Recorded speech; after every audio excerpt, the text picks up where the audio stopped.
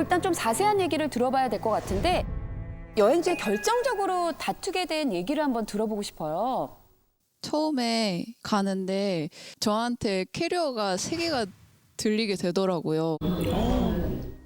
그거부터 시작이 돼서 나중에 어디서 폭발을 했냐면 이제 열심히 맛있는 흑돼지 집에 가서 이제 고기를 구웠어요. 저는 만 며느리니까 이제 돌아와서 이제 잠을 자는 시간이었는데 나 이렇게 얼굴에 기름도 많이 튀고 나 참 수고하지 않았냐 어리광을 부렸는데 이제 돌아오는 말이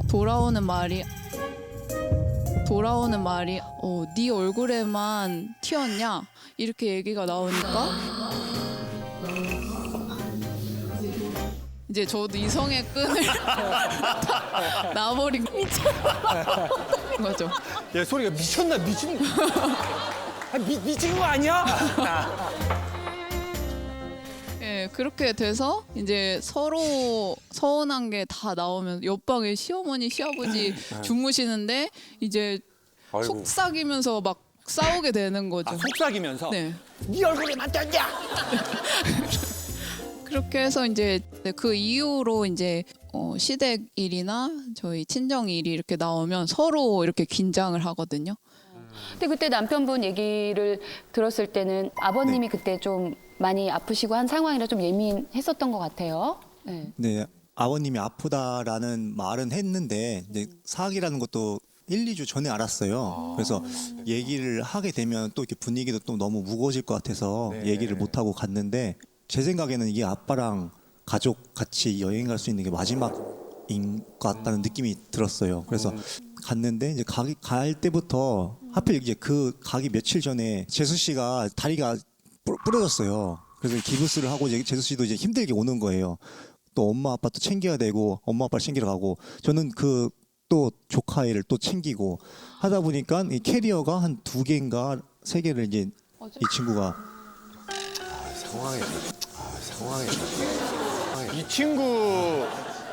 이 친구라는 죄송합니다. 그때부터 이제 감정이 좀 안 좋다라는 건 알고 있었는데 그래도 포커스가 저는 어쨌든 간에 아빠 포커스에 맞춰져 있고 제 와이프는 워낙 성격도 좋고 씩씩하고 그렇기 때문에 그냥 믿었었어요. 근데 그게 조금 잘못된 생각이었던 거죠.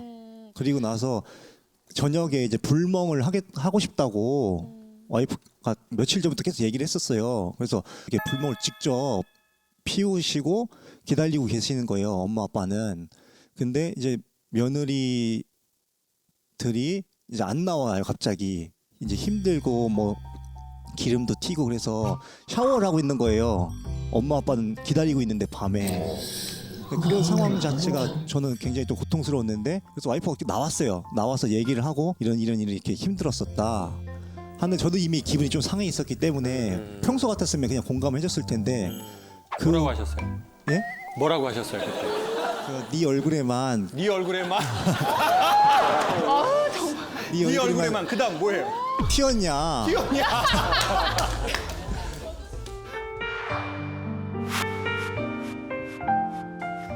너도 너만 튀었냐 나도 튀었다 이거예요 지금? 처제도 튀었고 아빠도 튀었고 엄마도 튀었고 다 튀었는데 자기 얼굴에만 튀는 건 아니지 않냐. 지금 생각해보면 굉장히 잘못했는데 근데 그 당시에는 저도 약간 좀 예민한 상태였기 때문에 그렇게 순화해서 말을 못했었어요. 자, 이렇게 생각하면 좋을 것 같아요. 자, 보세요. 시간이 지나서 두 분이 얘기하시고 우리는 또 한 걸음 더 떨어져서 들으니까 같이 또 웃을 수도 있잖아요. 야, 이게 그렇게 막 싸울 일이 아니고 어쩌면 이렇게 같이 한번 웃을 수도 있는. 근데 아까도 소개한 것처럼 어떤 사건과 우리가 딱 이렇게 붙어 있으면 그 사건이 그 감정이 그냥 내가 돼버리는 것 같아요. 그래서 그 과정을 한번 소개해 볼게요. 우리 여성분들 되게 예쁜 옷 입고 로타리 같은 데 사람 많은 데 가다가 자빠져 본 적 있어요? 놀랍게도 의학적으로 해석할 수 없는 일이 벌어져요. 안 아파요. 인간은 쪽팔리면 안 아파. 그리고 괴력적인 힘으로 벌떡 일어나. 집이 이쪽인데 반대쪽으로 가게 돼요. 남자들이 말하는 소리가 들려요. 피난다. 피난다. 근데 그 소리가 되게 크게 들려요. 그리고 그 시간은 시간이 매우 빨리 가는 게 아니라 천천히 가요. 천천히 가요. 사람이 살다가 힘든 날은 시간이 천천히 간대요. 시간은 뇌가 1초에 찍는 사진의 매수거든요. 근데 이게 상대적이래요. 힘들고 고통스럽고 슬프고 아버지의 마지막 여행이 될 수도 있는 이 순간 우리는 되게 시간이 천천히 가요. 그리고 이것을 확대해서 기억하게 돼요. 왜 그러나 봤더니 이거랑 비슷한 날이 오면 주의하려는 거래요. 그래서 어떻게 보면 지금 아드님한테는 사실 그 시기가 전 될 거라고 생각해요. 시간은 천천히 가고 정신은 없고 사실은 뭔가 아파도 아픈지 잘 몰라요. 지금은 피곤해도 피곤한지 몰라요. 이 일이 완전히 마무리되기까지 내가 아픈지 슬픈지 뭐 배가 고픈지 삶의 맛들이 없어지거든요. 가족의 죽음이라는 것은 그때 섭섭하면 되게 오래 기억해요. 그러면 지금 남편분은 아내한테 되게 섭섭할 수 있거든요. 아니 우리 아버지가 이런 상황인데 너무하는 거 아니야? 이게 그렇게까지 화를 낼 일이야? 아, 나 너무 상처가 되네. 그리고 아버지 돌아가시고 나서 말을 할 수도 있고 아니면 마음에 꿍 할 수도 있어요. 근데 그거는 아내가 그만큼 상처를 주려고 하지 않았다는 거죠. 아버지가 힘들고 아프시니까 우리는 그때 사람들이 우리에게 가는 걸 확대해서 기억한다는 거죠. 그러니 상처받은 사람이 있다면 반은 용서해 주자. 우리에게 상처 줬다고 생각하는 사람을. 그게 배우자든. 나를 그렇게 위해하려고 한 건 아니었네. 근데 내가 그때 너무 힘이 없고 아버지가 아프시고 우리의 상황이 힘들었으니까 아내한테 더 섭섭한 거네. 그리고 마지막 하나는 만약 가능하다면 보험을 들 수 있으면 좋죠. 이게 무슨 말이냐면 사람들은 힘들 때 상처도 잘 받지만 힘들 때 고마움도 강렬하게 느끼거든요. 그러니까 지금은 모를 거예요. 우리가. 왜냐하면 아버지 일로 정신이 없으니까. 그게 어느 정도 시간이 지나서 정리가 되면 그때 아내분이 보일 거예요. 아내가 너무 그걸 잘 해줬구나. 너무 미안하다. 그땐 내 정신이 없어서 몰랐다. 그럼 자기야 이제 아버지 일도 우리 다 정리됐고 우리 가서 자기 좋아하는 불멍하자. 나 이제 불멍하려고 집 하나 샀어. 그냥 이거 태워버리자 우리 자기야. 어?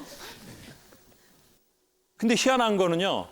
상처도 오래 있지만 우리가 힘들 때 우리를 도와준 사람들은 시간이 지났을 때 더 선명해진다는 거예요.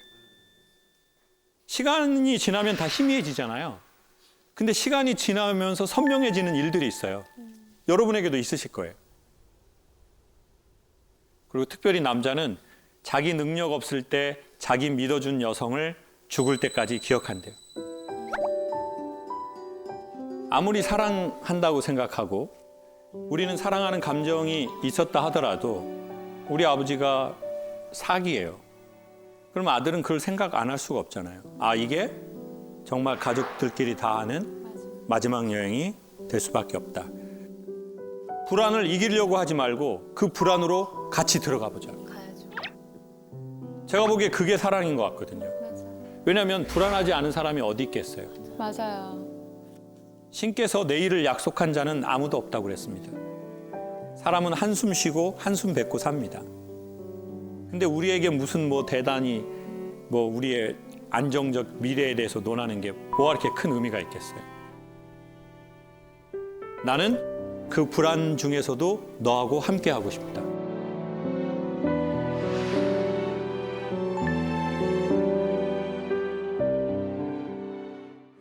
신혼 3년 차입니다. 사람들이 말하는 신혼은 언제까지인가요? 신혼의 유효 기간은 언제인지 궁금합니다. 3년이지만 30년까지 신혼이고 싶은데 어떻게 변하지 않고 잘 유지할 수 있을까요? 안 됩니다.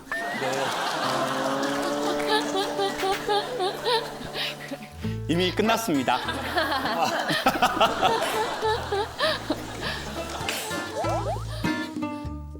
인간의 관계는 3단계가 있대요. 1번 열정기. 지금 우리 글 쓰신 분이 계속 그렇게 되고 싶다라고 하는 열정기. 인간은 열정기 때 착각을 한대요. 이 열정이 영원히 갈 거라고 생각한대요. 안타깝게 인간의 뇌는 일정 시간 똑같은 정보를 받게 되면 길들여지고 익숙해진답니다. 그러면 권태기로 넘어간대요. 전에는 정말 많이 설레었었는데 지금은 고요하다. 전에는 막 연애하고 막 결혼 초에는 막 스킨십도 막 하고 막 이랬는데 지금 막 고요합니다. 흔들리지 않습니다. 그리고 또 상대적으로 덜 고마워하고 불평거리가 생기기 시작한대요. 근데 인간은 권태기 때 또 한 번 착각한대요. 그게 뭐냐? 이 권태가 영원할 것 같대요. 그래서 이 사람하고 헤어지고 싶대요.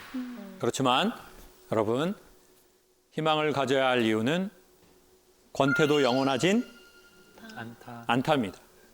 지금 일찍 권태기가 오신 분들이 있을 수 있거든요. 결혼한 지 3년 만에, 5년 만에. 근데 세 번째 단계가 있는데 그게 바로 성숙기. 숯불 같은 거래요. 열정기는 불꽃으로 막 올라오는 거. 권태기는 훅 떨어지는 거. 근데 여러분 고기 잡숴본 분들 알아요. 비싼 고기는 불꽃에 굽지 않아요. 왜? 불꽃에 구우면 겉은 타고 속은 안 익거든. 정말 비싼 고기들은 그래서 뭐에 굽냐면 숯에 굽습니다. 그러니 여러분 너무 두려워하지 마세요. 성숙기가 있거든요. 오늘 메시지가 이건데 강사님, 저는 저희 엄마 아버지에게 좋은 언어를 못 받았어요. 싸우고 미워하고 그러는 것만 봤어요. 어떻게 해야 돼요? 인간은 의지가 있으면 새로운 언어를 배울 수 있대요. 근데 어떻게 하면 배우냐? 공부하는 게 아니라 물드는 거래요. 그러니까 자꾸 들으시면 돼요. 여러분, 제가 양심껏 말씀드릴게요. 김창욱 쇼 리부트 이거 한 번 듣는다고 변화됩니까? 안 변화됩니까? 변화 안 해. 변화 안 돼요. 그럼 어떻게 해야 돼요? 구독, 좋아요, 알림을 설정하면 돼요. 그리고 예수님이 제자들하고 가는데 혈루병이라는 병을 앓는 여자분이 있었어요. 몸에서 피가 빠져나가서 죽는 거죠. 다 이게 뭐 어떻게 살아요? 피가 계속 하혈하는데. 그래서 자기가 살려고 예수님이 지나간다고 하니까 살아남으려고 이렇게 옷이라도 만지려고 이렇게 만졌어요. 그랬더니 예수님이 뭐라고 하냐면 누가 나 만졌으니까 제자들한테 찾아오라고 그래요. 근데 이제 제자들이 아니 만진 게 아니고 사람들 너무 많아서 스친 거라고 그래요. 그랬더니 아니다. 찾아와라. 누가 나 만졌다.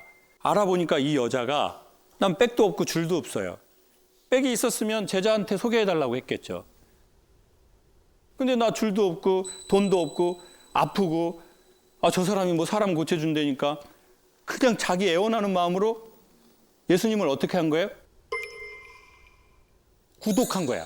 구독한 거야. 알림 설정. 팔로워. 그러니까 예수님이 뭐라 그래요? 내 구독자를 찾아와라 이렇게 말한 거예요. 그리고 거기 성경책에 봐봐요. 나와 있어요. 내 몸에서 능력이 나갔다.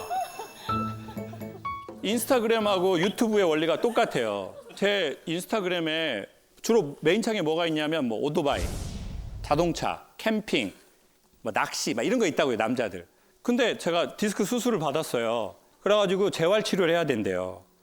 그래서 필라테스 선생님한테 필라테스 받았어요. 선생님하고 친하게 2년인가 수업 받으면서 결혼식에도 갔어요. 축의금도 내고 결혼식 사진에 선생님 행복하세요, 결혼 축하해요 눌렀어요. 그 어느 날 제 인스타그램 딱 보니까 낚시하고 오토바이만 있었는데 레깅스 입은 여자 3명이 이렇게 해가지고 세 분이 제 인스타그램 메인창에 뜬 거예요. 왜 온 거예요? 아, 좋아요. 빅데이터가 저를 분석을 했잖아요. 이놈이 보니까 레깅스 여자한테 좋아요를 많이 누르네? 제가 그때 세상의 원리를 알았다니까요. 삶은 우리의 마음의 소망을 다 알아요. 그러니까 우리의 마음이 어디를 바라보는지, 무슨 의지를 갖고 있는지 삶의 빅데이터가 다 알아요.